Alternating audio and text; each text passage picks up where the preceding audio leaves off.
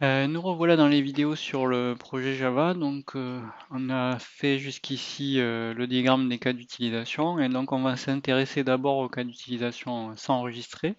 On va commencer par faire un diagramme de séquence système. Donc, je retourne dans Visual Paradigm et je vais demander à faire des diagrammes et en l'occurrence, c'est diagramme de séquence, donc séquence diagramme en anglais. Donc je vais trouver ça quelque part par là. Voilà, séquence diagramme. On va en créer un de direct. Ce qu'on va avoir, donc on a dit l'acteur c'est l'hôtel, ou en fait en réalité l'hôtelier. Je vais continuer à mettre hôtel. Et donc dans un diagramme de séquence système, bien, on représente le système dans son ensemble. Donc en regard de l'acteur. Donc je vais l'appeler système. Et le but du diagramme de séquence système, ça va être de modéliser en fait les interactions entre l'acteur, donc ici l'hôtel, et le système. Donc ça veut dire que l'acteur, l'hôtel, il va demander à s'enregistrer, et le système va lui poser des questions, donc s'enregistrer. Donc ça commence toujours par le nom du cas d'utilisation, hein.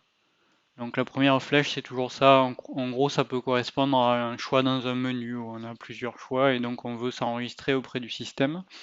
Et donc le cas d'utilisation, c'est s'enregistrer, donc c'est ça. Et ici, donc le système va poser un certain nombre de questions à l'hôtelier.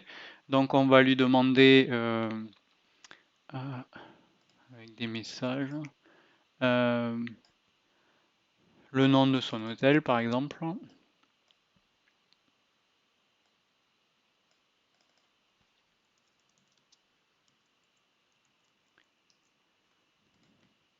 Et l'hôtelier va indiquer, par exemple,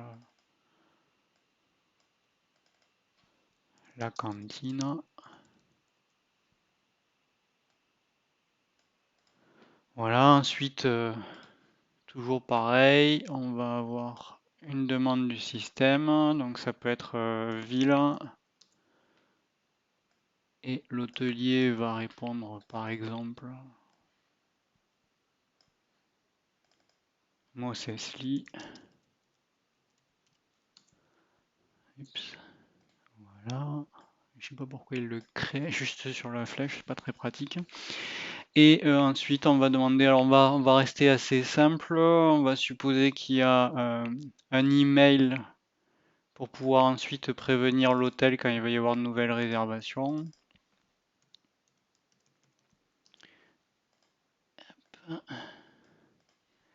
Et ensuite le nombre de chambres. Donc on va rester après, il pourrait y avoir des catégories de chambres, chambre double, chambre simple, etc. Bon, peu importe. La cantine at gmail.com, admettons. Voilà. Et, euh, et enfin, donc on va dire le nombre de chambres. Ah oui, la catégorie de l'hôtel, hein, ça on en avait besoin. On avait trouvé ça dans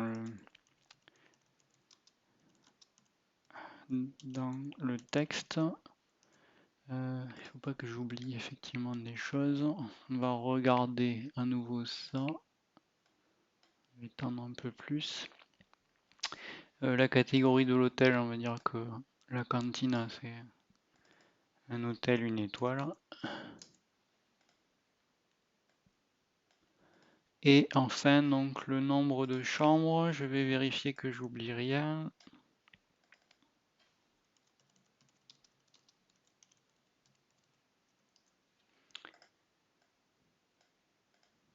Ah oui, j'ai mis au début des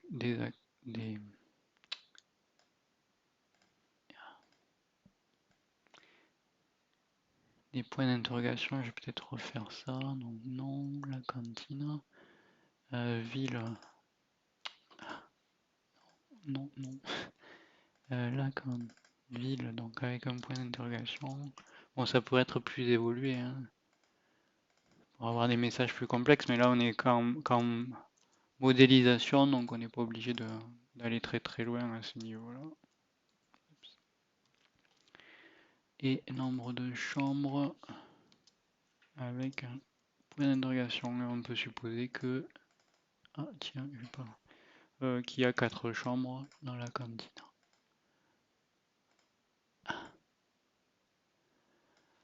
Voilà, donc je vérifie que j'ai rien oublié. Donc on nous avait dit, on avait donc réservation des nuitées d'hôtel, les catégories, donc le chiffre correspondant au nombre d'étoiles, le nombre de chambres disponibles.